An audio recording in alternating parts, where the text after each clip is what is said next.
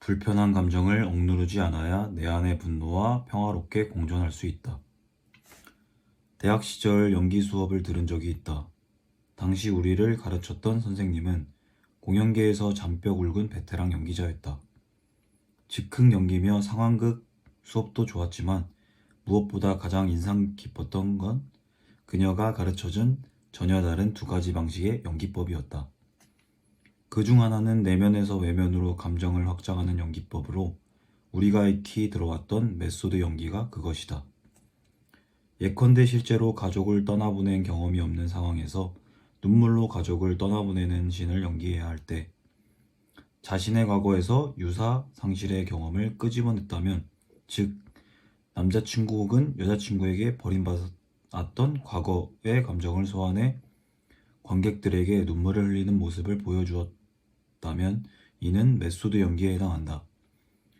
바퀴벌레가 자신의 발등을 타고 올라오는 상상으로 악당의 습격에 깜짝 놀라는 연기를 했다면 이 또한 메소드 연기이다. 다른 하나는 이와 정반대로 외면에서 내면으로 감정을 확장하는 연기법이다. 예를 들어 시나리오대로 물건을 집어 던진다든지 허공에 주먹을 날린다든지 소리를 지른다든지 하는 폭력적인 몸짓으로 진짜 분노를 일으키는 것이 여기에 해당한다. 한마디로 원래는 전혀 화가 나지 않았지만 외적인 동작으로 마음의 불을 지펴 연기하는 것이다. 내면에서 외면으로 감정을 확장하는 방법과 외면에서 내면으로 감정을 확장하는 방법은 서로 보완작용을 할 수 있다. 한 번은 욕짓거리를 내뱉으며 검은 상자를 집어던지는 역할을 맡은 적이 있었다. 물건을 집어던지다 보니 점점 화가 난 나는 주변에 있던 검은 상자를 연달아 3개나 망가뜨렸다. 이에 선생님은 내가 확실히 분노를 표현하긴 했지만 자제력을 잃은 연기라고 평가했다. 인정한다. 나는 확실히 자제력을 잃었다. 그날 나는 수업을 마치고 나의 행동을 돌아보았지만 내가 왜 그랬는지 알 수 없었다. 내가 그게 너무 몰입했던 걸까? 무대에서 몰입했다는 건 좋은 거 아닌가? 아니면 물건을 집어던지는 그 동작들이 원래 내 마음속에 억눌려 있던 분노를 끌어오르게 한 건 아닐까? 훗날 심리학을 공부하면서 나는 당시에 내 상황을 이해했다. 그리고 발사는 감정을 사귀는 방법이 되지 못할 뿐만 아니라 때로는 내재된 감정을 더 강렬하게 만들기도 한다는 일반적 상식에서 조금은 벗어난 결론을 내릴 수 있었다. 처음엔 그저 외적인 표현에 지나지 않은 감정적 동작도 결국 그에 상응하는 내적 감정을 불러일으키게 된다는 사실을 이 연기 수업을 통해 몸소 체험했기 때문이다. 행동과 감정의 상호관계는 일찍이 심리학 분야에서도 주목한 바이다. 이는 100여 년 전 근대 심리학의 창시자라 거둬지는 미국의 윌리엄 제임스가 남긴 말에도 알 수 있다. 행복해서 웃는 게 아니라 웃어서 행복한 것이다 라는 그의 말은 우리가 감정적으로 했던 행동이 감정의 원천이 되기도 한다는 뜻으로 행동과 감정, 감정과 행동이 상호적 관계임을 말해준다. 그러나 이후 행동심리학이 유행하면서 꽤 오랫동안 서양 심리학에서는 인간의 행동이 내면에서 외면으로 확장된 일반적 결과물이라는 생각이 주류를 이루었다. 그리고 이런 배경에서 발산으로 감정을 치유할 수 있다는 개념이 파생되었다. 즉 분노가 치밀 때 크게 소리를 지르거나 물건을 깨부수는 등 자신의 감정과 일치하는 행동을 하면 감정을 덜어낼 수 있다고 본 것이다. 그러나 문제는 이 방법이 항상 효과적인 게 아니었을 뿐더러 오히려 사람을 더 감정적으로 만들기 일쑤였다는 점이다. 물론 지금의 우리는 알고 있다. 감정을 제어하려면 자신의 감정과 평화롭게 공존해야지 마냥 감정을 억눌러서도 또 마냥 발산하기만 해서도 안 된다는 사실을 말이다. 그런 의미에서 녹색 거인 헐크는 매우 좋은 본보기다.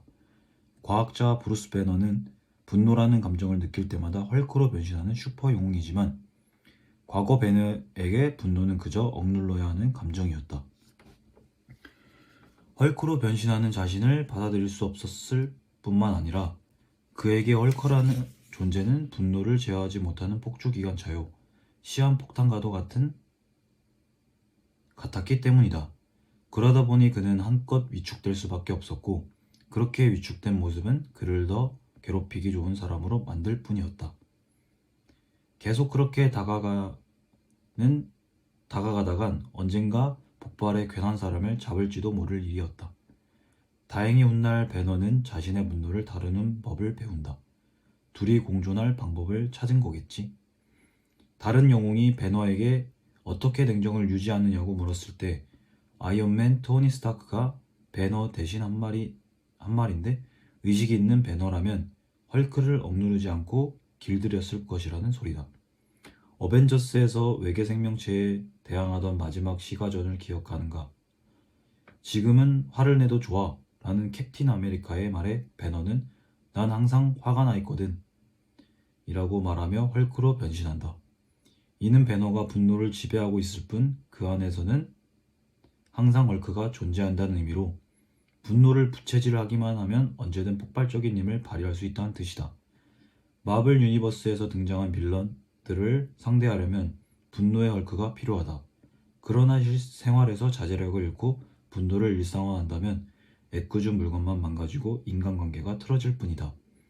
그렇다면 치밀어 오르는 화를 효과적으로 가라앉히는 방법은 무엇일까? 어떠한 일에 분노를 느끼면 그 감정을 쉬이 가라앉히지 못하고 그 일들을 곱씹느라 잠과 입맛까지 달아나는가? 혹은 스스로 느끼기에도 분노가 넘쳐 좀처럼 정신을 집중하지 못하는가? 그래서 무례한 말과 폭력적인 행동을 제어하지 못하고 심지어 다른 사람에게 화풀이하며 무고한 사람에게 분노의 화살을 돌리는 일이 잦은가? 그렇다면 당신은 이미 분노 관리에 문제가 있다고 볼 수 있다. 이럴 때는 어떻게 해야 할까? 화가 나면 대뇌 변연계에서 뇌간으로 신호가 전달돼 교감신경을 자극한다. 그 결과 심장 박동이 빨라지고 혈류가 증가하며 근육이 긴장되고 아드레날린이 분비되어 온몸이 달아날 준비 혹은 싸울 준비, 태세로 돌입하게 된다. 즉 정말로 싸우거나 달아날 것이 아니라면 어떻게든 이러한 생리적 압박을 덜어내야 한다는 얘기다. 이럴 때 나름의 효과적인 방법이 바로 복식 호흡이다. 숨을 깊게 들이신 다음 이를 천천히 내뱉는 동작을 반복하다 보면 횡격막 아래에 분포한 미주신경을 자극하게 되는데 이것이 부교감신경에 영향을 주어 흥분된 교감신경을 가라앉히고 심장 박동을 원래대로 되돌려 놓기 때문이다. 물론 모든 사람이 단번에 이러한 느낌을 포착할 수 있는 것은 아니다. 그래서 예전에 내 요가 선생님이 가르쳐준 간단한 팁을 공유하자면 일단 누워라. 사람은 누워서 호흡할 때 기본적으로 복식 호흡을 하니까 말이다. 화가 잔뜩 났는데 누울 공간이 없다면 긴장과 이완의 기술을 활용해봐도 좋다. 온 힘을 다해 주먹을 꽉 쥐어 그 감각을 느낀 다음 손의 힘을 풀어 이완의 감각을 느껴보는 것이다. 여기서의 핵심은 화가 누그러질 때까지 이러한 동작을 반복하는 데 있다. 그러므로 얼굴처럼 신체의 다른 부위를 이용해 긴장과 이완을 반복해도 좋다. 예를 들면 이를 악물고 얼굴을 잔뜩 구겼다가 하품하듯 입을 크게 벌리며 표정을 푸는 식으로 긴장과 이완의 느낌을 오롯이 느끼면 된다. 스스로 상상력이 풍부한 사람이라고 생각한다면 인적 없는 해변처럼 마음이 편해지는 곳이 있는 것을 상상해봐도 무방하다. 무엇이 보이고 어떤 소리가 들리는지 또 어떤 냄새가 나는지를 상상해 보는 것이다. 밀가루처럼 부드러운 모래사장을 거니는 느낌은 어떠한가? 바다를 싫어한다면? 그럼 아침 이슬이 내려앉는 산이나 숲에 있다고 상상해보라. 그리고 냉정을 되찾을 때까지 그 기분을 온몸으로 느껴라. 마음의 안정을 찾아 이성적인 사고를 할 수 있게 되면 그땐 다시 생각해볼 차례다. 무슨 일 때문에 그렇게 화가 났지? 그럴 가치가 있는 일이었나? 입장을 바꿔 생각해보면 어떨까? 그럼 다음에 비슷한 상황이 벌어지더라도 그렇게까지 화가 나지는 않을 것이다. 외면에서 내면으로 감정을 확장하는 연기법이 가짜를 진짜로 만들 수 있다는 사실도 늘 명심해야 한다. 그러니 불난데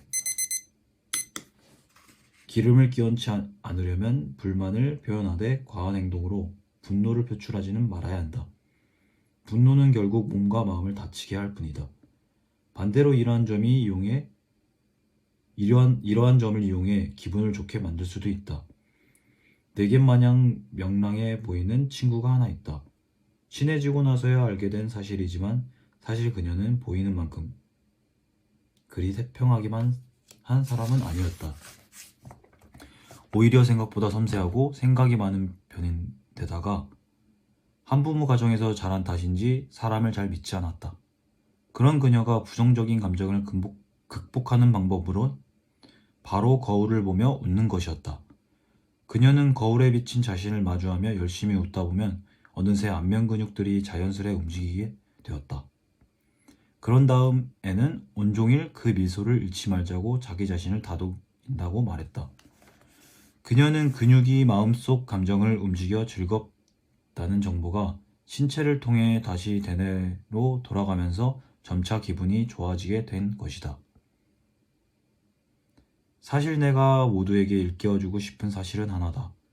분노가 부정적인 감정이기는 하지만 우리가 분노하지 않는다면 정의를 수호할 수도 부당한 대우에 반발해 우리의 마땅한 권리를 지킬 수도 없다.